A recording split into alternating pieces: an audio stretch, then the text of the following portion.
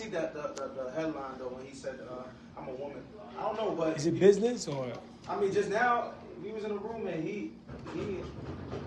they asked me if do he dislike me. He said it was business. With me, it's always business for me. I don't take none of this personal. I don't dislike any fighter. I don't know him as a man. He's all the way over there across the pond, so there's no way I could dislike somebody that's never, I've never came across or walk along the same path with. So, I said what I said about Devin Haney's resume, and I kind of called him a bum, and from that, we started going back and forth, and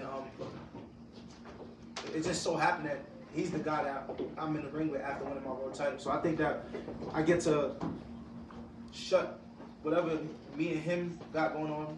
We hashed that out in the ring and just show that I'm on a different type of level. You know what I'm saying? So this right here performance, it's about a lot of things. It's bigger than just the homecoming. It's bigger than Judge Cambosis. Do you want to punish him or you want to go for the knockout? I do believe I will get him. I do believe I'm gonna get him out of it. I do believe I'm gonna dominate him and impose my skill and my just my dominance on him. But my narrative is not to sell myself as this knockout artist or this guy that knocks people out. I'm one of the best pair of boxers in the sport, and we don't know how long. You know what I'm saying? I feel like I'm in the levels with the Terrence Crawford, Shakur Stevensons, and that type of class. The guys that's really is peers to the sport. So I feel like I'm gonna dominate him and show him that his levels to boxing. However it comes, whether I choose to beat him up or whether I choose to give him a master class. Do you think it'll be an easy fight or it'll be a tough fight? I mean, at this level, you never know, especially when you're fighting me. A lot of guys say I don't have a big name, but I talk a lot, and people wake up for some reason when they fight me. Like I just told the George Cambosis, when Lemos fought me, he came in damn near 2-3 pounds underweight. When he fought at another weight class, he came in damn near 8 pounds overweight. So it just showed like how these fighters are when they're in camp. George Cambosis, he's woken up for this fight. So he's back at championship level. He fought guys that he was hungry to get the victory over. So I can't fall asleep. So yeah.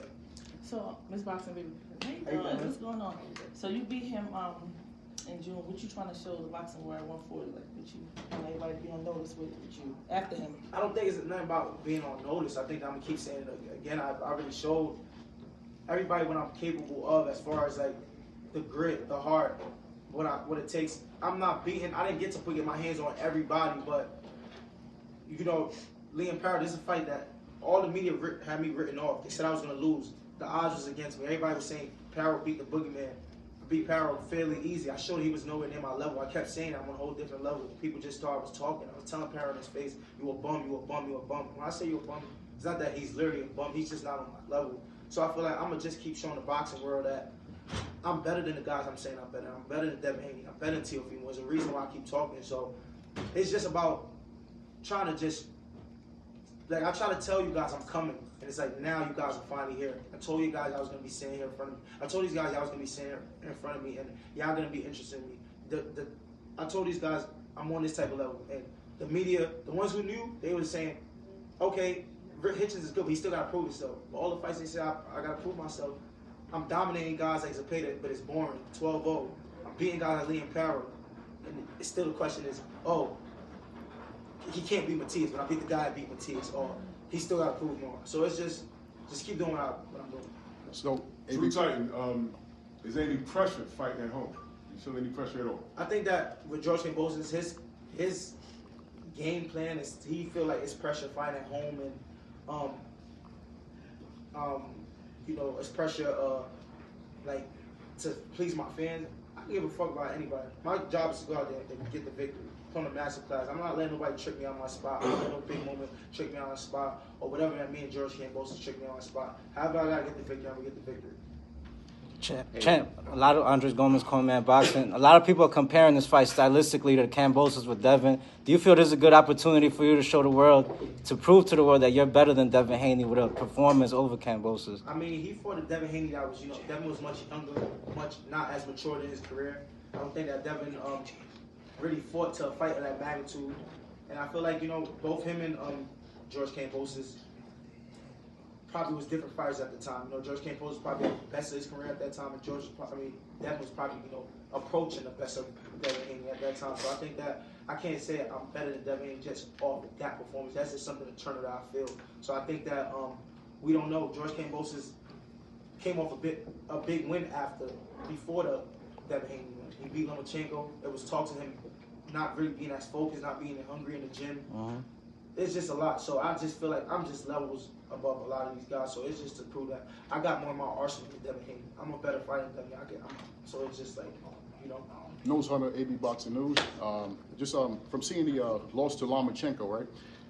And you being a complete boxer puncher that you are, did you take anything away from that fight, like seeing Lomachenko's footwork, and then will you show that you also have footwork as well? Many people see that you counterpunch, you display different skill sets. This is a guy that was at 135 for a minute. You know, he fought at 135 for a while. The weight could have been different. They fought for the IBF. I know personally with the IBF, if you don't really know how to do that, it can play a part. But like I said, George Kambosos showed different wrinkles. He showed he's been down to a body shot, down to a headshot. Never showed I've been down to a body shot, headshot. So overall, I just think I'm just more of a fighter, more gritty than him. So he's gonna have to come in there and try to show me something I've never experienced. Saquon Jones with the Boxing Voice. I was in the crowd last Friday when you were yelling at Tio. You yelling at Tio sort of in that environment makes me believe that you really want that fight. But are you kind of overlooking George by yelling out for Tio while he's doing his post conference? I don't overlook nobody, especially at this top level with this much on the line, legacy. You know, obviously being able to take care of my family and try to secure my future. I don't overlook nobody because any slip up could take it all away from me, and I have to start back and try to get a big fight. So I don't overlook nobody. George Kambosos is a man with nothing to lose. He's a man that's coming to, spoil a party. He's done it before. He took away guys' big paydays before. So